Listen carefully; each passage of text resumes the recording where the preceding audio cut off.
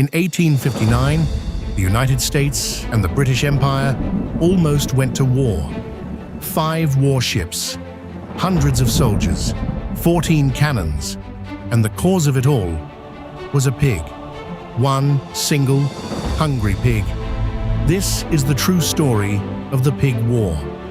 San Juan Island, a small, green island sitting exactly between American territory and British Canada.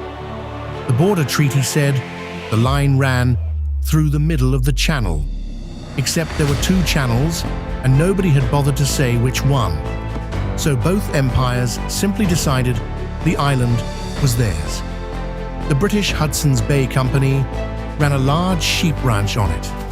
American settlers arrived and started farms. 2 flags, 1 island, no agreement. All it needed was a spark. June 15th, 1859. American farmer Lyman Cutler walks out to his garden and finds a large black pig digging up his potatoes.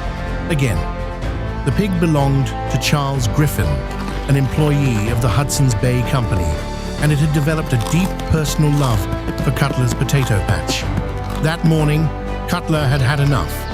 He raised his rifle and shot the pig. Remember this shot.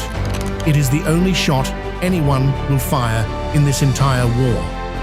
Cutler, feeling reasonably guilty, offered Griffin $10 for the pig. Griffin demanded $100.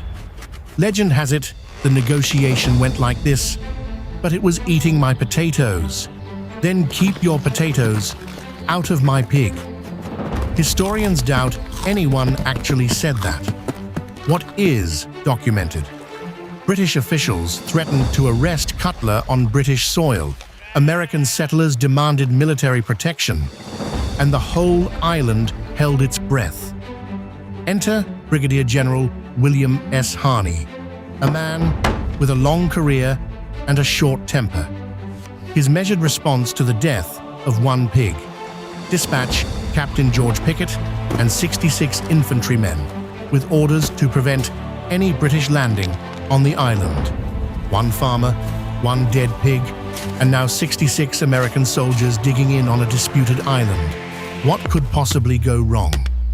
The British governor responded with perfect proportionality. He sent 3 warships, then a few more.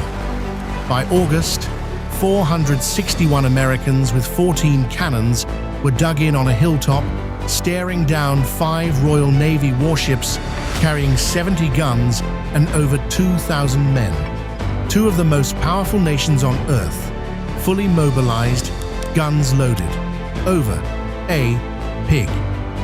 Then came the order. The governor instructed Rear Admiral Robert Baines to land his Marines and clear the Americans off the island. Baines looked at the situation and refused. He would not, in his own words, involve 2 great nations in a war over a squabble about a pig. Meanwhile, both sides ordered their men never to fire first, so the 2 armies just stood there, shouting insults across the line, each side desperately hoping the other would throw the first punch. Nobody did. When the news finally reached Washington and London, both governments were horrified. Nobody wanted a war over livestock. General Winfield Scott was sent to negotiate, and the solution was gloriously bureaucratic: a joint occupation. Each side would keep about 100 men on the island until the border was settled. That took 12 years. And in those 12 years, the English camp and the American camp mostly hung out.